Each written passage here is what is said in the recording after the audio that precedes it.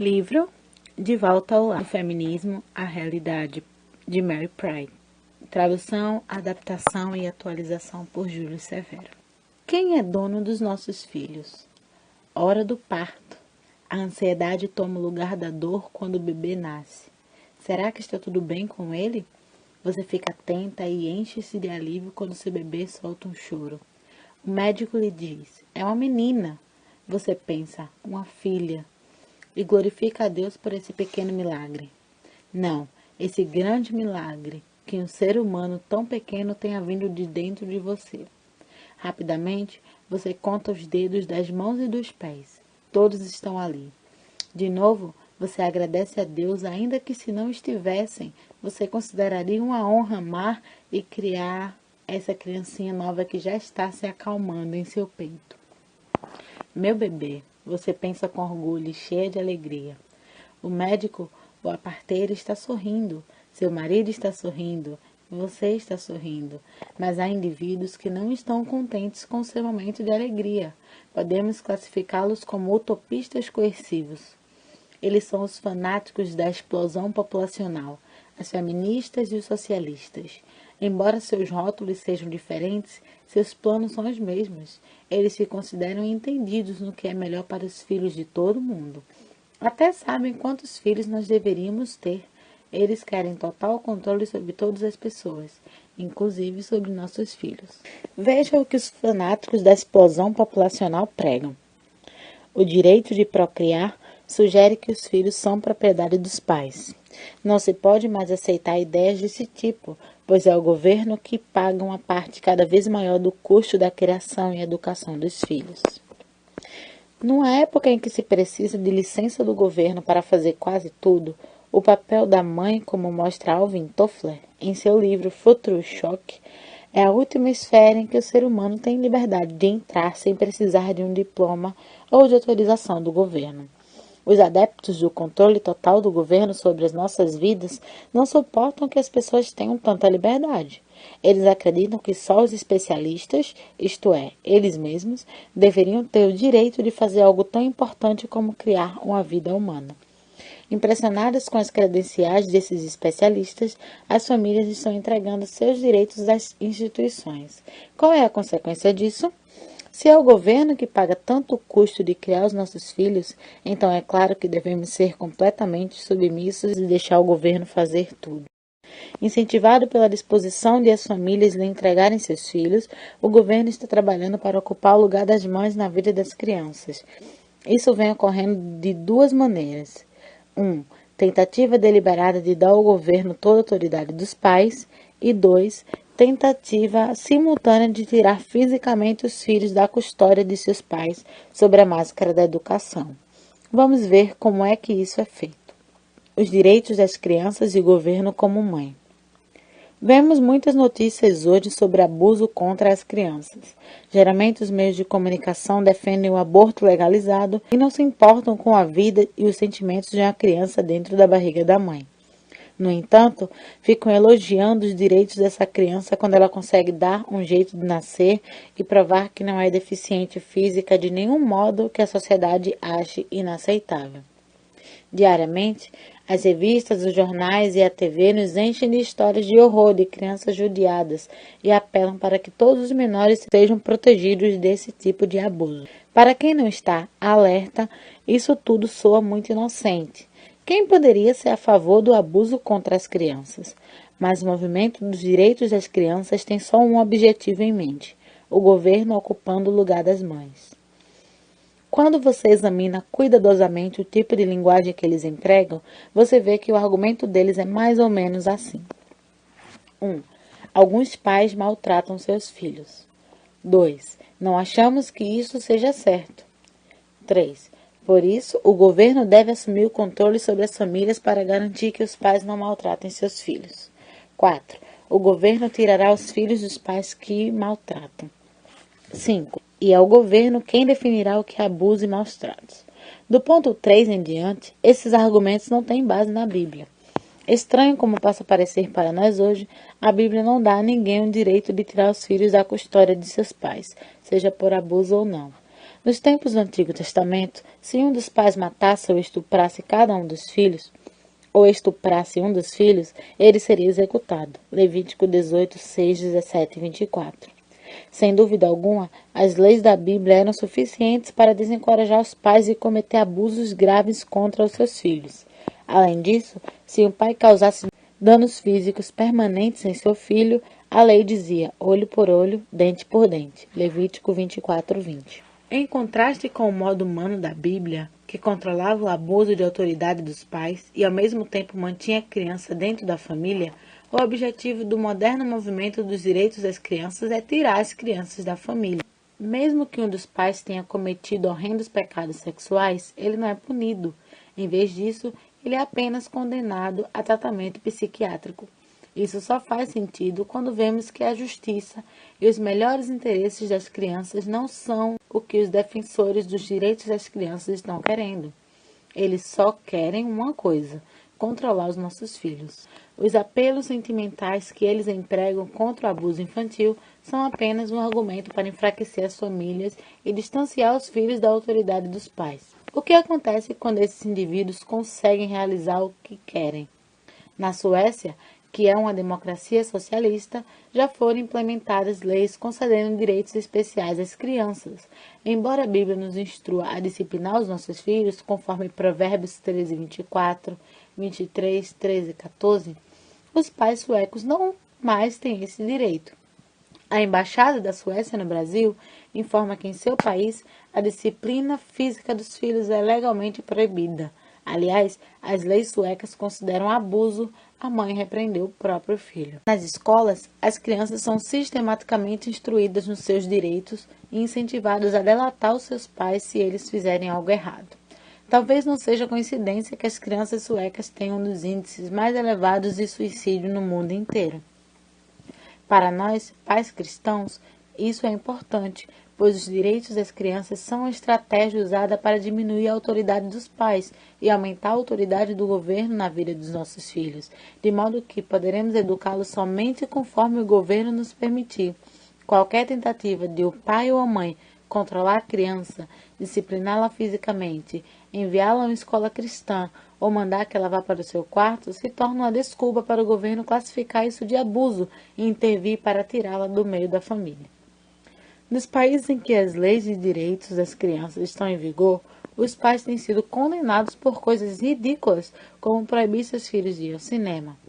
Pais que ensinam os filhos em casa estão sendo rotineiramente processados por negligência educacional, até mesmo quando os pais em questão têm um diploma universitário e seus filhos se saem melhor nas provas oficiais do que os alunos das escolas públicas. Considera-se negligência educacional os pais tentarem ensinar os próprios filhos, em vez de deixarem o governo fazer isso. Abuso, em resumo, é criar os nossos filhos de algum modo que as autoridades não aprovem, tal como criá-los de acordo com os princípios cristãos. Por que Joãozinho está na escola pública? Entretanto, o governo já controla, através das escolas públicas, a vasta maioria das crianças. A educação pública foi o primeiro passo em direção ao socialismo. Samuel Blumenfield, autor do livro Educação Pública Necessária, diz: hoje, a maioria dos jovens que estão se formando nas escolas públicas lê com dificuldade, escreve de modo deplorável, tem vocabulário atrofiado, sabe pouco de matemática, de geografia e menos ainda de história. Nas escolas, eles caem sob a forte pressão dos colegas, são levados a experimentar drogas e a se envolver em vários relacionamentos sexuais e morais, enquanto seus professores pregam o relativismo moral do humanismo secular. Embora os Estados Unidos já tivessem uma educação excelente muito antes das escolas públicas, no Brasil, o sistema de educação pública foi estabelecido porque a maioria das crianças não tinha acesso à alfabetização. As razões para o surgimento das escolas públicas no Brasil e nos Estados Unidos são diferentes, mas os problemas agora são os mesmos, pois tanto o governo brasileiro quanto o americano estão mais preocupados em transmitir valores do que em dar uma educação básica e saudável para as crianças. As escolas públicas existem hoje não só porque as crianças precisam ser alfabetizadas, mas também porque uma elite quer que o governo controle as convicções morais das crianças. O governo da Suécia, por exemplo, é pioneiro no uso da educação sexual como meio de moldar e mudar a mentalidade das crianças. Nas escolas públicas, os estudantes suecos são obrigatoriamente expostos à educação sexual liberal, cuja finalidade é apresentar o sexo como fonte de alegria e intimidade. Essa educação inclui o acesso a anticoncepcionais, camisinhas e aborto legal para proteger o prazer e a liberdade sexual dos menores. Embora as crianças brasileiras não tenham esses direitos, entidades dos Estados Unidos e Europa querem alcançar as crianças de nações como o Brasil. Para isso, eles se utilizam de força de documentos das Nações Unidas. Certa entidade da capital dos Estados Unidos, por exemplo, instrui seus seguidores. Use os meios legais existentes para ampliar o acesso dos adolescentes à contracepção e ao aborto. A Convenção dos Direitos da Criança da ONU deve ser explorada ao máximo para que possamos dar aos adolescentes informações de serviços de planejamento familiar e, onde for possível, serviços de aborto seguro. Além disso, a nível local em países com leis que dão acesso limitado ao aborto, no caso de estupro ou incesto, ou somente com a aprovação dos pais ou juiz, os defensores dos direitos das crianças e dos adolescentes devem tirar vantagem dessas partes da lei para promover mais acesso ao aborto seguro. Em outros casos, a legislação nacional dos direitos da criança e dos adolescentes, tal como o Estatuto da Criança e do Adolescente no Brasil, pode dar os meios de aumentar o acesso dos adolescentes ao planejamento familiar. Várias entidades estrangeiras com esse tipo de mentalidade dão treinamento para educadores brasileiros e mandam verbas para organizações de educação e saúde do Brasil, as quais atuam em muitas escolas públicas. Uma dessas organizações da cidade de São Paulo declara: com o apoio do Programa Nacional do Controle das DSTs AIDS do Ministério da Saúde, da entidade Advocates for Youth e da Fundação MacArthur, a ECOS iniciou em 1994 o projeto Boletim Translegal. O projeto envolveu 27 escolas municipais de primeiro grau, 10 escolas estaduais de primeiro e segundo grau e uma escola particular de primeiro e segundo grau, aproximadamente 6.000 estudantes e 110 professores e coordenadores pedagógicos. ECOS crê e ensina que todas as crianças devem aprender que só é possível prevenir a contaminação pelo vírus da AIDS usando preservativo, camisinha, em todas as relações sexuais. ECOS acha que os professores e alunos devem falar francamente sobre qualquer questão sexual e desmistificar crenças, tabus e preconceitos que existem sobre os diferentes aspectos da sexualidade. Para desinibir estudantes já a partir dos 7 anos, ECOS recomenda que o professor ensine higiene sexual. O professor deve falar abertamente na presença de alunos e alunas que, para lavar os órgãos sexuais externos, os meninos devem puxar o prepúcio para trás e as meninas devem limpar bem todas as dobrinhas da vagina. Para acabar com os mitos, desinformações e preconceitos que ainda cercam a sexualidade e o uso da camisinha, ECOS emprega a abordagem da autoestima e outros meios psicológicos, a fim de estimular os adolescentes a adquirirem novas habilidades e atitudes através de atividades como dramatizações e dinâmicas de grupo. Seu boletim Translegal ensina os estudantes a transarem livres da gravidez e do casamento, com a proteção da camisinha e outros métodos de controle de natalidade. ECOS publica também materiais para educadores, alguns dos quais encorajam atitudes favoráveis à prática do aborto entre as adolescentes. Para que as adolescentes se sintam à vontade com relação à questão do aborto deliberado, o professor é instruído a utilizar psicodramas. Se o educador enfrentar o caso de algum adolescente grávida na sala de aula, ele não deve impor a ela suas opiniões pessoais, nem deve fazê-la pensar que a maternidade é o único caminho. Seja o que for que ele saiba acerca da situação, ele é instruído a não entrar em contato com os pais sem a aprovação da menor. ECOS e vários grupos brasileiros usam as escolas públicas para evangelizar as crianças com seus ensinos contrários à Bíblia. Eles são a favor das escolas públicas porque o governo tem autoridade para que as crianças e adolescentes do Brasil sejam sistemática e obrigatoriamente educados para adquirir os valores, crenças e opiniões aprovados pelo Ministério da Educação, o MEC. Vamos agora ver quais são esses valores, crenças e opiniões. O MEC, em um currículo escolar para professores de 1ª a 4ª série do ensino fundamental, apresenta uma educação sexual que aceita todas as formas de expressão sexual fora do casamento. O eufemismo, direitos reprodutivos, é muito usado pela ONU e pela Federação Internacional de Planejamento Familiar, e significa, entre outras coisas, que todo ser humano tem direito à contracepção, ao aborto legal e ao prazer sexual, com ou sem casamento. Em países desenvolvidos como Estados Unidos, onde as leis defendem os direitos reprodutivos, meninos menores de idade recebem anticoncepcionais das clínicas escolares e até são encaminhadas para clínicas de aborto sem o consentimento e conhecimento dos pais. Mas por que o MEC está tão interessado em ensinar direitos reprodutivos para as crianças do Brasil? Em nome dos direitos das crianças, o governo quer forçar todas as crianças a ir para a escola pública, sob o argumento de que toda criança tem direito à educação. E depois que todas elas já estiverem na escola, quais outros direitos o governo vai querer lhes dar?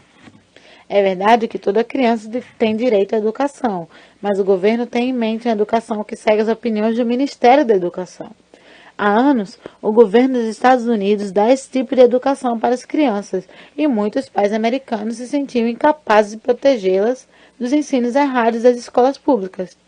Por isso, eles resolveram fundar o homeschooling, um movimento de escola em casa em que os pais, na maioria evangélicos, têm o direito de ensinar os filhos em casa. A vantagem do homeschooling é que os pais têm controle direto sobre a formação moral e ética dos filhos, e as crianças educadas em casa não são expostas às drogas, aos ensinos imorais, à violência e à permissividade tão comuns nas escolas públicas. Além disso, existem excelentes livros didáticos desenvolvidos especificamente para esse tipo de educação. As crianças que estudam em casa recebem normalmente o diploma, pois esse sistema educacional é legalmente reconhecido pelo Ministério da Educação dos Estados Unidos. Atualmente, há quase 2 milhões de crianças americanas estudando em casa. Contudo, por motivos óbvios, muitos governos modernos não gostam de ficar sem o controle da área da educação. Uma autoridade educacional dos Estados Unidos, por exemplo, chegou a deixar claro que o governo não deveria permitir a existência de escolas particulares e de escolas nos lares, que ensinam ideologias contrárias à opinião do governo. Mal preciso mencionar que a opinião do governo não é cristã e que os pais americanos estão recorrendo às escolas particulares e ensinando os filhos em casa precisamente para escapar ao treinamento moral compulsório que eles sabem que seus filhos receberão nas escolas públicas. Autoridades da área da educação estão fazendo tudo o que podem para que as crianças de 6 anos para baixo sejam obrigadas a ir para a escola e sejam também obrigadas a permanecer mais horas diárias e mais anos estudando. Mas alguém realmente acha que as mesmas escolas que não estão conseguindo ensinar as crianças a ler e escrever, de repente começarão a produzir pessoas inteligentes, se tão somente puderem forçar as crianças a entrar na escola em idade o mais jovem possível e a permanecer na escola mais horas? As escolas públicas têm demonstrado que são incompetentes. Agora estão usando a sua incompetência como pretexto para exigir mais poder, mais dinheiro e mais controle sobre os nossos filhos. Não se deixe enganar. A questão aí não é educação. A questão é mais dinheiro e empregos para os professores e diretores, influência sobre a mente dos nossos filhos e creches grátis para os filhos das esposas que trabalham fora. Logo que todo mundo começou a ver como normal as mães de crianças de 6 anos para baixo trabalharem fora, começaram as campanhas para que as crianças fiquem mais horas diárias e mais anos na escola. Enfim, a escola como babá de tempo integral. E estão querendo os nossos filhos em idade o mais jovem possível.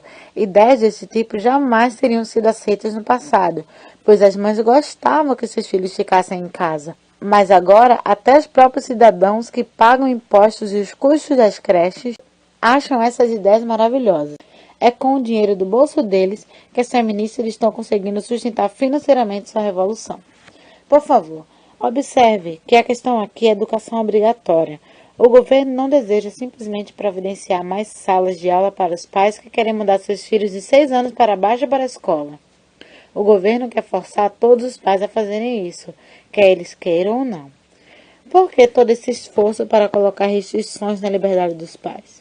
Isso tudo, mais uma vez, tem a ver com utopistas coercivas. Aqueles indivíduos que querem que nós, esposas, saímos de casa para trabalhar e querem nos forçar, ou pelo menos as nossas filhas, a não ter filhos. Em qualquer campanha para limitar o índice de nascimentos, afirma Kingsley Davis, o governo tem um instrumento poderoso, sua autoridade sobre a área da educação. As escolas é que definem os papéis dos homens e das mulheres dentro da família e desenvolvem seus interesses vocacionais e recreativos. Então, as escolas poderiam redefinir os papéis sexuais, fazer com que meninos e meninas se interessem por vocações fora do lar e transmitir ensinos realistas, em vez de morais, sobre o casamento, a conduta sexual e os problemas relativos à explosão populacional. Como dá para ver, os utopistas coercivos usam as escolas públicas para evangelizar, já que eles costumam não ter muitos filhos, a educação pública se torna um meio de eles passarem suas ideias para a próxima geração, por meio dos filhos das outras pessoas. A escola pública é a escola particular deles. Através das escolas públicas, os utopistas coercivos querem ensinar a liberdade sexual em vez da integridade moral, o socialismo em vez do mercado livre e o feminismo em vez do papel de mãe da mulher. E eles estão usando os currículos escolares e os livros didáticos para impor suas ideias nos estudantes. Michael Levin, professor de filosofia em Nova York, comentou que, em nome da igualdade sexual, os livros didáticos e os currículos em todos os níveis educacionais estão sendo transformados com o objetivo de convencer as crianças de que os meninos e as meninas são iguais. O governo federal está atualmente investindo centenas de milhares de dólares com o propósito de reescrever os livros didáticos de um modo que reflitam o ponto de vista feminista, socialista, etc. A maioria dos pais espera que as escolas públicas se encarreguem de moldar os valores dos seus filhos. O Ministério da Educação no Brasil, que pensa exatamente dessa forma, diz: mudar mentalidades, a escola tem um papel crucial a desempenhar nesse processo. Mas as tristes consequências desse erro estão aparecendo, pois as escolas públicas estão exigindo o direito de educar sistematicamente as crianças em valores que podem ser diretamente contrários aos valores dos pais. As aulas de educação sexual, por exemplo, são planejadas especialmente para fazer lavagem cerebral nas crianças e condicioná-las a aceitar o homossexualismo e a relação sexual antes do casamento, destruindo assim os conceitos bíblicos de um certo absoluto e de um errado absoluto. Na opinião de diversas autoridades brasileiras da área da educação, os jovens das escolas devem ser expostos à educação sexual, à camisinha e a outros métodos de planejamento familiar, a fim de que aprendam a gozar o prazer sexual sem se preocupar com gravidez, casamento e imoralidade. O MEC diz: a escola deve informar e discutir os diferentes tabus, preconceitos, crenças e atitudes existentes na sociedade, tais como aborto, virgindade, homossexualismo, pornografia e etc. Nessas questões, o MEC alerta: o professor deve ter discernimento para não transmitir seus valores, crenças e opiniões como sendo princípios ou verdades absolutas, presumivelmente, mesmo que sejam princípios e verdades da Bíblia.